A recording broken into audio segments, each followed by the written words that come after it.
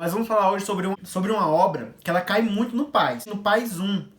Essa obra se chama Apologia de Sócrates, né? Vocês veem aqui o livrozinho pequenininho, escrita por Platão, né? Lá no século IV a.C.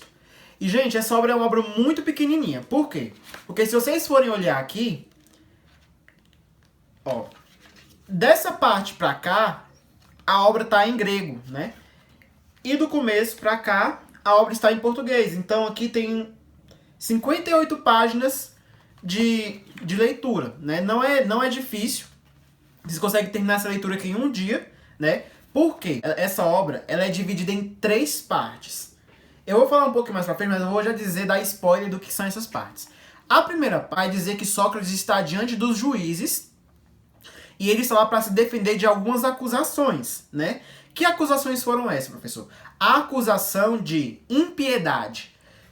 O que é isso? O que é impiedade? É não ter piedade das pessoas? Não, gente. Impiedade para os gregos é vocês desrespeitarem os deuses, principalmente os deuses da cidade, né? Então, impiedade é você desrespeitar, descrer, né? Numa forma de ateísmo, e não atribuir a honra devida aos deuses da cidade, né? Então, ele foi acusado de impiedade, né? De ateísmo, e de trazer novos deuses para a cidade, ou seja, não bastava ele ser ateu, né? Ele tinha que trazer novos deuses. Ué, professor, como assim? Ele é ateu e trouxe novos deuses? Então, vamos falar isso mais pra frente. E ele foi acusado também de corromper a juventude de Atenas, né? Os jovens de Atenas foram corrompidos por Sócrates. Essas eram as 2 acusações. Então ele vai se defender nessa primeira parte dessas 2 acusações. Segunda parte. Na segunda parte do livro, já vai ter sido decretado a condenação de Sócrates. Sócrates é condenado por um número quase igual, né, de votos. Então foram 220 votos para inocentá-lo, mas os outros 281 foram para condená-lo, né? Então ele é condenado, só que nas leis de Atenas ele poderia escolher uma outra pena que ele achasse ser digno, né? Então ele vai escolher ser alimentado, né, uma recompensa, e a gente vai falar mais pra frente sobre isso. E aí isso vai suscitar a ira das pessoas e elas acabam aumentando os votos para condenar. Então ele vai ser condenado, definitivamente. E na terceira e última parte, o que acontece? Sócrates vai se dirigir aos concidadãos, né, às pessoas que estavam lá para julgar, e vai predizer coisas ruins que acontecerão a essas pessoas pelo fato deles terem condenado Sócrates, né? E isso, de fato, nós percebemos que concretiza, de certa forma, porque essas pessoas que estavam ali ganham a infâmia, né, de terem condenado um homem inocente, né? Então ele vai falar aí sobre a morte, sobre a natureza da morte, que não se deve temer a morte. E a gente vai falar isso mais pra frente. Pra vocês saberem de primeira, existem personagens principais nessa obra. O primeiro, né, é o próprio Sócrates. Professor, e Platão tá aqui? Platão, ele participa do julgamento, mas ele não é um personagem principal, né? Ele só é mencionado ali por Sócrates, mas ele não chega nem a falar nada. Temos aí Anito, né, o marido da Anitta. Anito, ele é um rico comerciante, né? Ele é um político muito influente daquela cidade.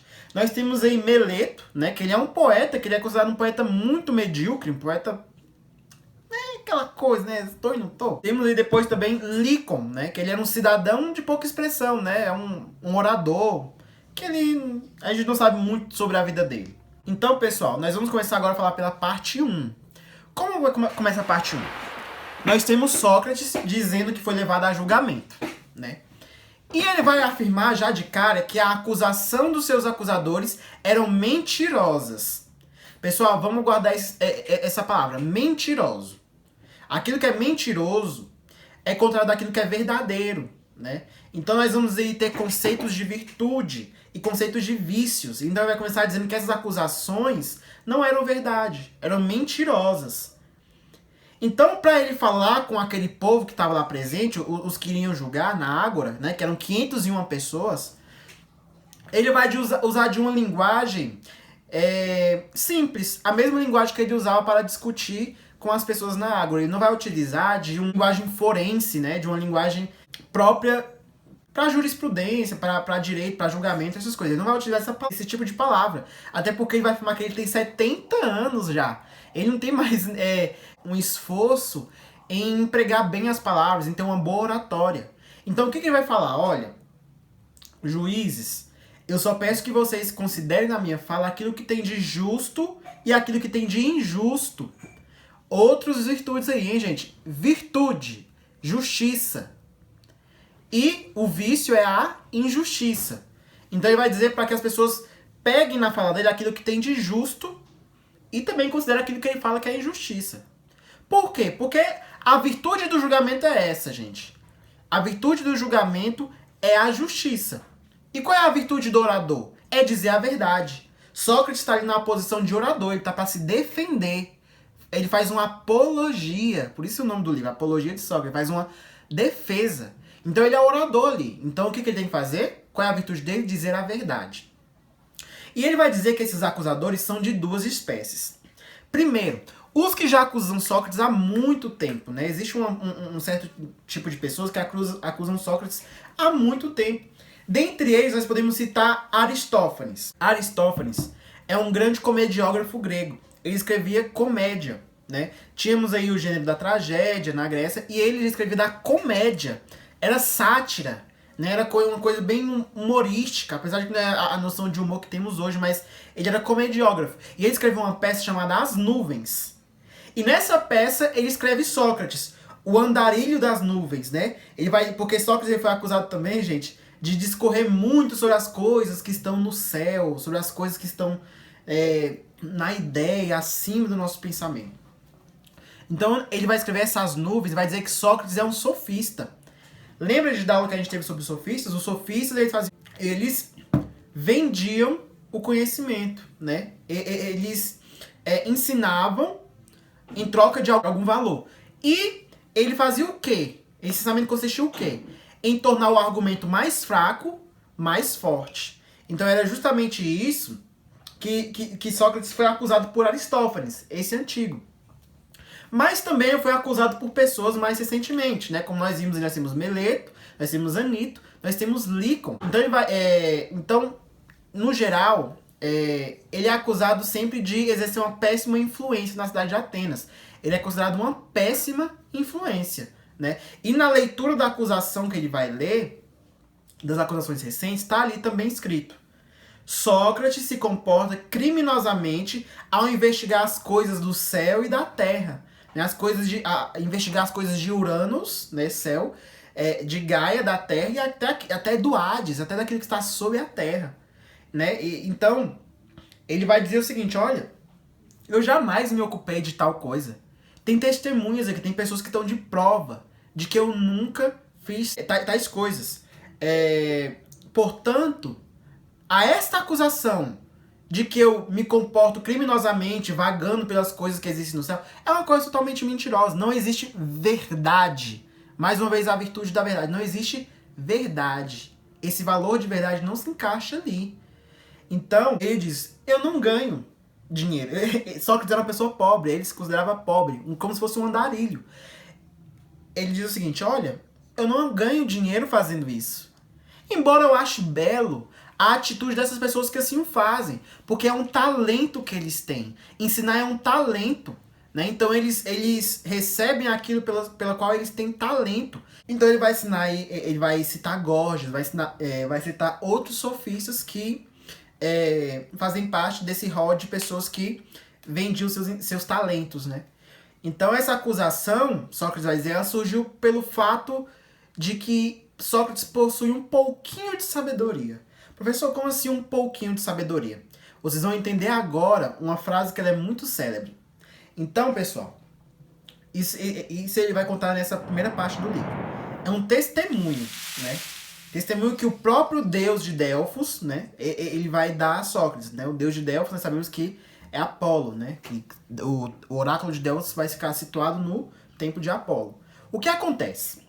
Querofonte era um amigo de Sócrates. E um dia ele foi ao oráculo de Delfos, né? E como ele já conhecia Sócrates, sabia da sabedoria de Sócrates, ele sabia de tudo que Sócrates fazia.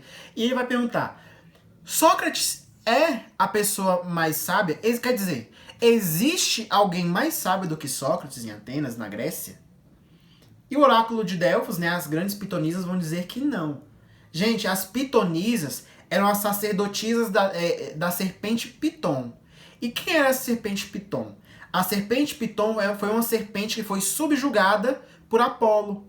Né? Apolo, quando ele nasceu, ele e sua irmã gêmea nasceram, essa serpente queria devorar Apolo e a irmã gêmea. Só que Apolo subjugou essa serpente e ela foi escravizada por Apolo. Essas pitonisas são as sacerdotisas da grande serpente Piton. E como funcionava? Só fazendo uma adenda, como funcionavam esses oráculos? Como elas faziam essas profecias? Porque elas eram muito famosas por fazerem profecias, né? Então, o que funcionava? A pessoa ia no oráculo, né? E na entrada do oráculo tinha um grande pórtico que estava escrito o seguinte: conhece-te a ti mesmo. E elas entravam e diziam, e perguntavam qualquer coisa: olha, eu vou ser rico? Eu vou morrer jovem? Com quantos anos eu vou morrer? E o que acontecia? Acontecia que ela falava o seguinte: olha, um momento. Ela ia em um determinado lugar lá do templo.